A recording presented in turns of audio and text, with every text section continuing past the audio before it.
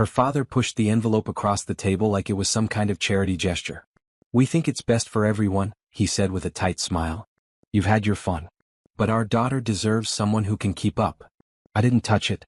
My wife blinked, confused. "Dad, what is this?" Her mother chimed in. "It's not personal, sweetie. We just think it's time you outgrew fairy tales." My name is Ethan Shaw. I've been married to Lena for 3 years. And she's always believed I'm just a quiet guy who works a modest tech job, likes cheap coffee and lives simple. She doesn't know that I'm the silent co-founder of the very company where her father serves as a director, and that every decision he's made for the last 5 years has passed through my hands first. This dinner? I requested it. This table? I chose it. This envelope? Expected. I opened it. Inside, a check. $500,000. To walk away from Lena. I looked up slowly. Her parents watched me, already planning her future like I was some forgettable footnote. I folded the check, slipped it back in the envelope, and slid it back.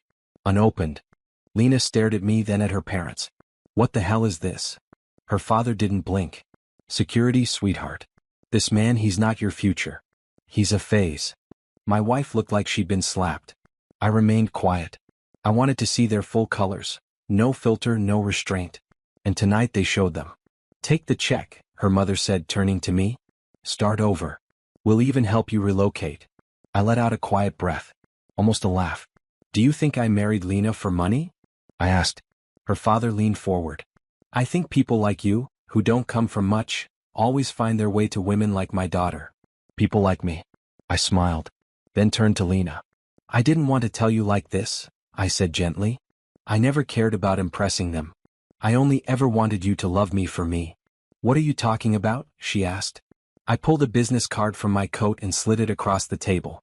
Her father's eyes twitched when he saw the logo. "Our company." I nodded once. "I've owned 49% of it since before you even made director." And just like that, the room went cold. The silence after I said it felt surgical. Lena looked at me like she didn't know whether to laugh or cry. Her father, he went pale. Completely. "You're lying," he muttered. I raised an eyebrow. "Want me to recite the articles of incorporation? Or maybe remind you who approved your recent bonus structure?" His lips parted, but nothing came out. My wife picked up the business card, turning it over in disbelief. "Wait, 49%. Her mom laughed nervously. "That's not possible. You're a what?" I asked gently. "A barista? A nobody?" "That's what you saw because that's what I let you see." I turned back to Lena. "I stayed silent because I wanted one part of my life not defined by leverage, by money, by people who think love comes with a receipt." Her father finally found his voice. "If this is true, then why come here at all?" I met his gaze. "Come. Level. Because I wanted to see who you were when you thought I was beneath you." He stood, fists clenched. "You humiliated us." "No," I said, rising from my seat. "You did that all by yourselves." Then I looked at Lena. "Ready to go?" We left the restaurant in silence. Lena didn't speak until we were halfway home. "You were going to keep this from me forever?" I glanced at her. "No. But I wasn't going to tell you at dinner while your father tried to buy me off like a seasonal intern." She looked away. "I don't know what to feel." "Start with the truth," I said. "You married a man who builds quietly. Who doesn't need to wear money to prove worth." She was quiet for a long time. Then, softly, "You let me believe we were struggling." "We weren't," I said. "I just wanted a real relationship. Not a performance." Later that night, her father called. Twice. I let both go to voicemail. Then came an email. One line. "We need to talk. This affects the board."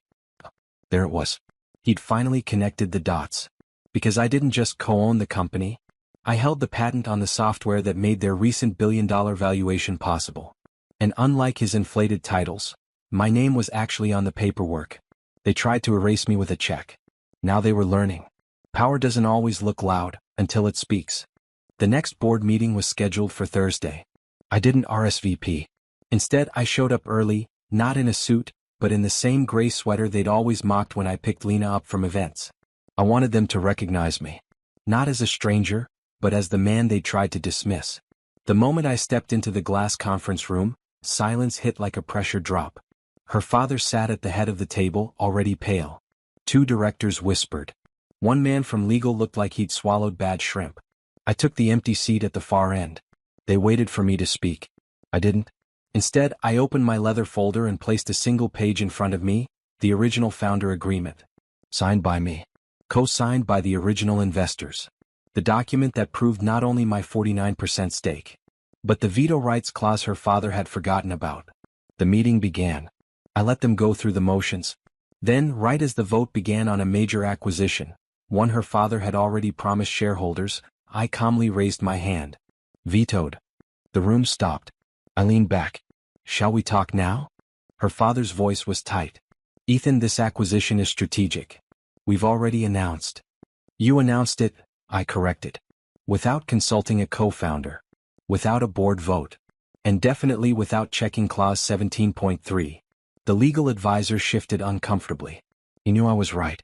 One of the directors leaned forward. This puts us in breach of investor disclosure laws. I didn't smile. I wasn't here for revenge. I was here to remind them that the man they tried to pay off was the same man who'd protected this company's core infrastructure when they didn't even know what two-factor authentication was. I'm not trying to sink the ship, I said. I'm trying to steer it. Her father clenched his fists. You're making this personal. No, I replied. You did. The moment you slid that envelope across the table and tried to trade your daughter's life for your illusion of control. Silence followed. Until one of the younger board members finally said, maybe it's time we stop treating Mr. Shaw like a threat, and start recognizing him as a partner. I stood. Good, I said. Because starting tomorrow, I'm not just your silent partner anymore. I'm stepping into the light. The press release went live Monday morning at 9 a.m.